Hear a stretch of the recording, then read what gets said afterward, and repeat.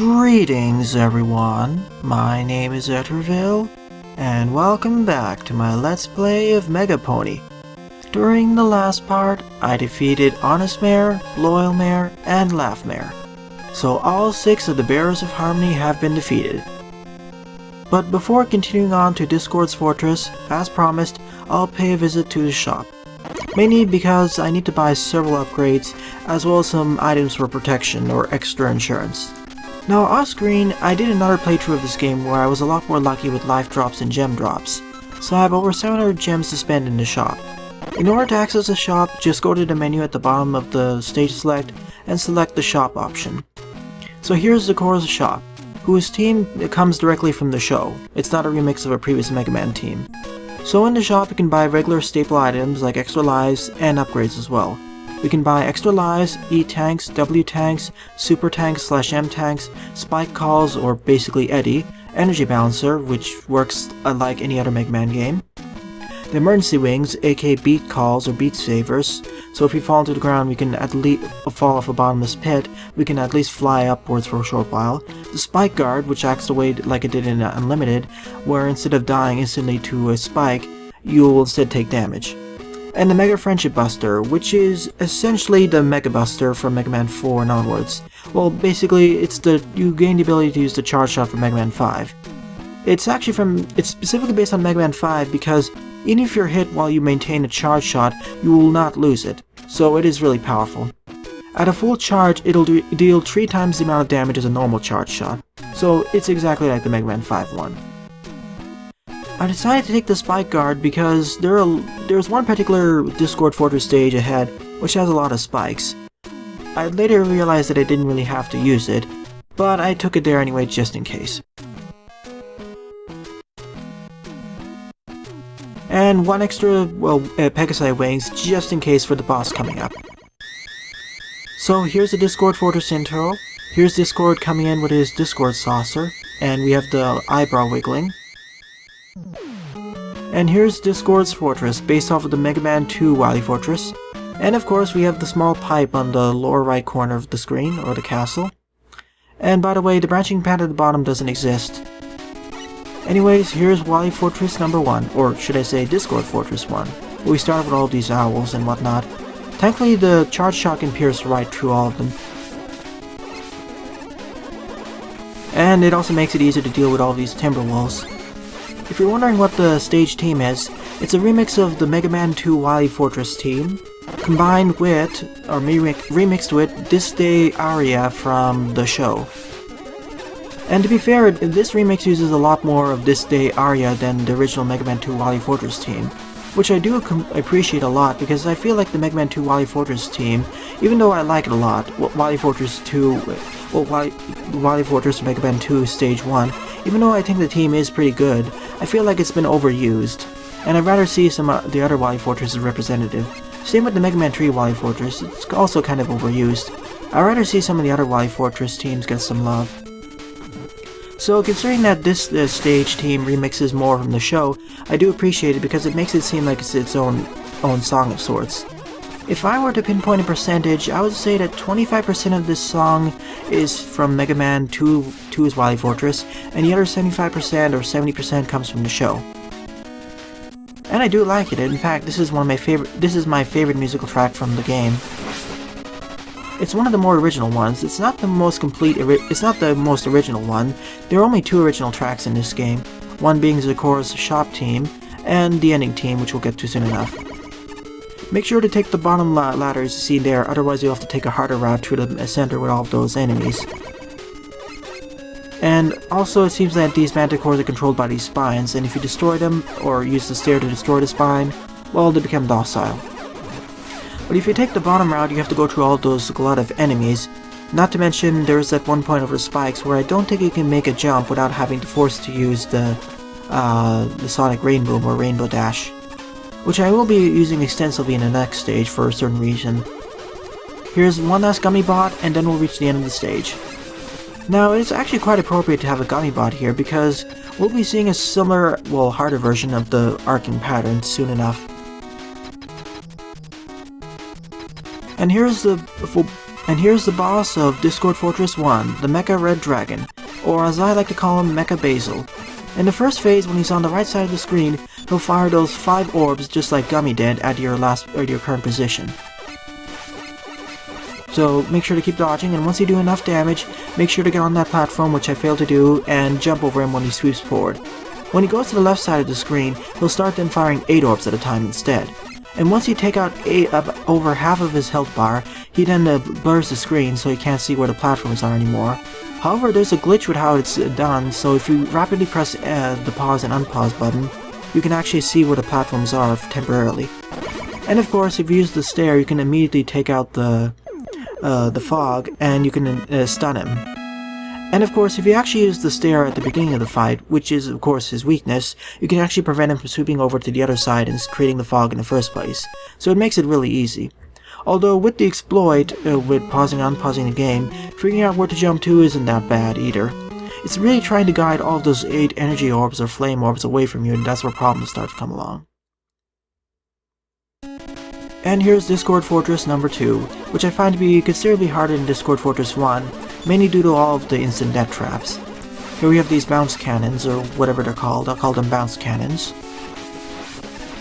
At this point, I strongly suggest using your special weapons because the difficulty still ramps up a lot, especially with the placement of some of these manticores who are a pain to deal with, as well as some of the enemies like these Mets. And especially in this stage, I strongly suggest using the Sonic Rain Boom. This in the next stage. Like, some of these jumps are really precise, and I fail these a lot of the time, so I strongly suggest using stuff like the Sonic Rain Boom, so you can just avoid having the pain of going through this stage over and over. I bought the Spike Guard for this reason alone, although luckily I was able to get by without getting thwarted and falling into the instant death spikes. Speaking of which, the Spike Guard also protects against these crushers as well, because they count as instant death spikes. I will ignore getting the super tank because I already have one, and you can only carry one super tank at a time, plus I have enough gems anyway. Now, in the last part, I will show off some of the extras and show off what that Mega Man head does, although if you've seen this game, you can probably guess what it is. Yeah, for this teleporter segment and the next teleporter segment coming up, well, I strongly suggest having the Sonic Rainbow ability so that you have extra insurance. So here's the teleporter maze. This is the teleporter part of the stage. The first one was the dodging the spikes. The second one combines dodging spikes with all these teleporters. For this one, you have to jump into the green teleporter and keep holding right for dear life so you can keep making it to the other side of the screen.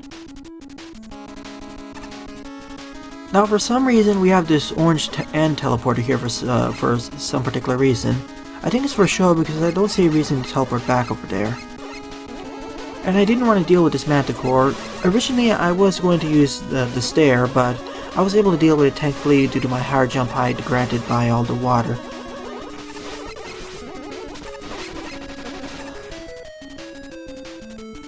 Another use of the Sonic Rain Boom.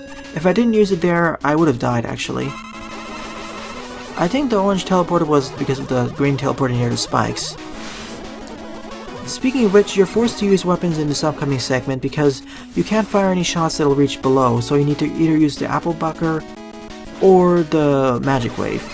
Unfortunately, I didn't use the Apple Bucker as often as I would, mainly because it takes extra time to fire, and the amount of damage it does doesn't really justify using it.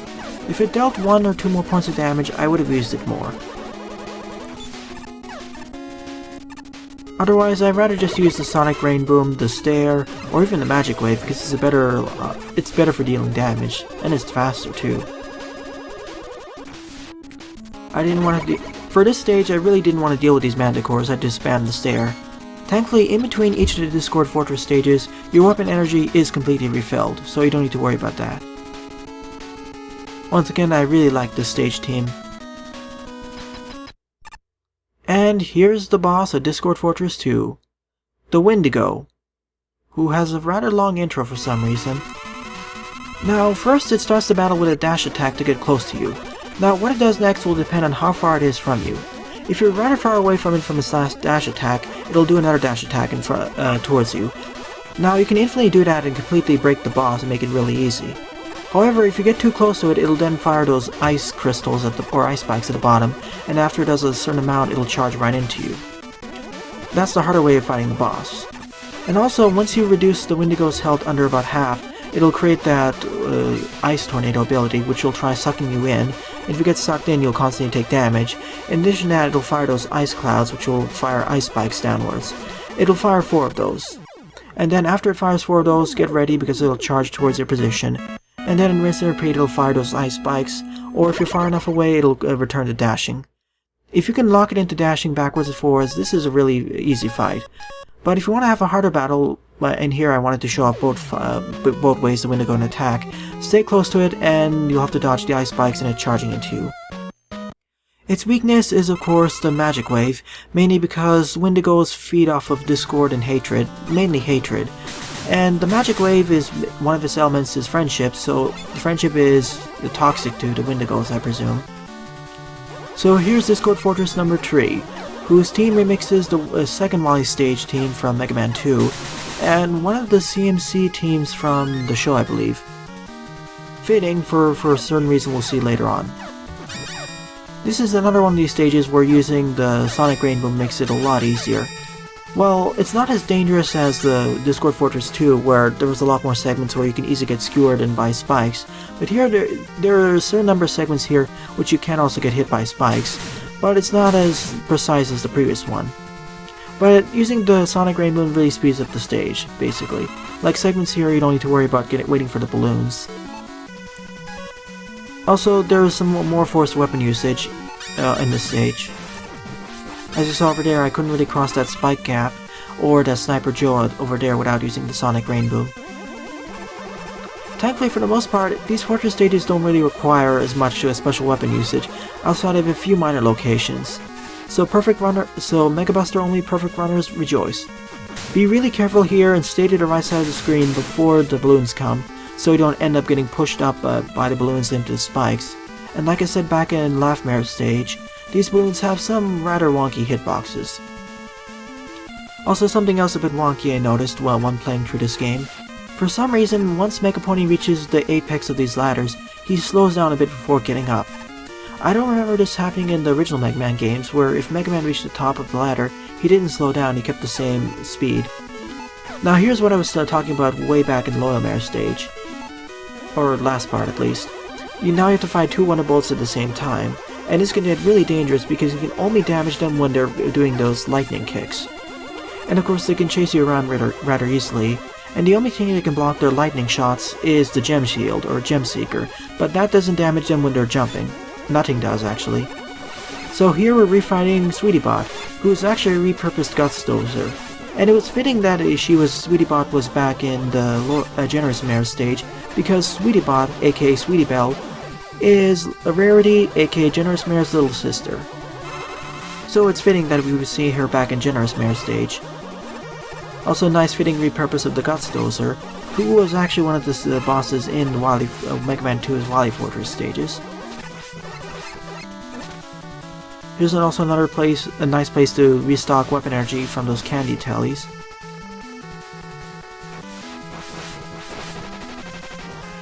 After falling off of this area so many times, I decided just to use the Sonic Rainbow here. And now we have Scootabot, aka based off of Scootaloo, who is Rainbow Dash's, aka Loyalmare's surrogate little sister. Surrogate sister, anyway. So Scootabot rolls backwards and forwards and fires this boomerang wing of hers. When she does throw it out, either just jump off of the platform or tank, or you can just jump over if you're careful, but it's rather hard to dodge that way. Also, this screen and next screen is one of the best places to use the stair as well. Like for example this screen, instead of having to deal with all of these 6 Pony Joes, just use the stair and take care of them all at once.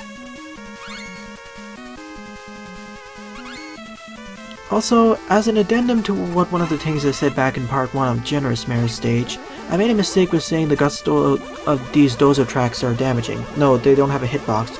Only the upper body or the pony body of these Dozers are the damaging parts. So here's Applebot, aka based off of Apple Bloom. Applejack's, aka Honest Mare's little sister. She only fires that horseshoe at you, so she's very easy to dodge. And before you reach the end of that, before you transition to the next screen, make sure to get the Sonic Rainbow up so you can just phase right through those Wonder Bolts. Otherwise, they're a really big pain to deal with, and they're very hard to dodge. I feel sorry for any of the perfect runners trying to go to this room.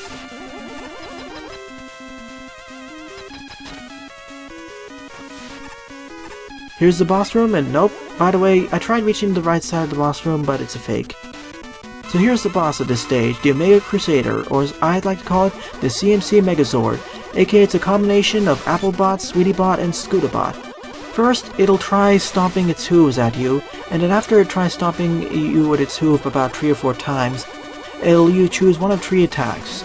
And each attack is based off of either Sweetiebot, Applebot, or Scootabot's previous attacks. Like here we're using the horseshoe attack from Applebot, although it's a lot more dangerous. And as you destroy each head, the boss becomes a lot more dangerous because each of the potential head's attacks becomes a lot more dangerous. Like here for example, because I destroyed Scootabot's head, Sweetiebot, instead of firing two horn missiles like normally, she fires 4 horn missiles at once. And of course you have to guide into the ground, otherwise you'll take damage. It's quite hard to dodge. In fact, I suggest destroying Sweetiebot's head first, because she has the most dangerous attacks to dodge. Also, you may have noticed that the horseshoe, the area to dodge the horseshoes is decreased once I destroyed Scootabot's head. Each head is weak to their respective sister, or bigger circuit sister in the case of Scootabot. So Sweetiebot, or the Sweetie head, is weak against the Gem Seeker, the Applebot is weak against the Applebucker, and the Scootabot is weak against the Sonic Rainbow. Unfortunately, if you use the Sonic Rainbow against the Scootabot, and you don't destroy it, you'll very likely take damage. It's quite unavoidable, unfortunately. As you'll see here, because I left Applebot's head left over, the area where I can dodge all these horseshoes has been reduced significantly. But down goes the Omega Crusader. It's quite a unique boss fight considering it has 3 different weaknesses, but it shares the same health bar, and as you destroy each head, it becomes a lot more menacing. Each of its attacks becomes a lot more brutal. And I did like the Wily Stage 3, I liked it a lot more than Wily Stage 2, mainly because there was a lot more leeway in terms of instant death. Plus, the weapons made the stage a lot more fun to play around with. Well then, in this part, I covered Discord Fortress stages 1 through 3. In the next and potentially final part, I'll complete the final Discord Fortress stages and put a stop to Discord's chaotic antics. Thanks for watching and have a nice day. Toodles!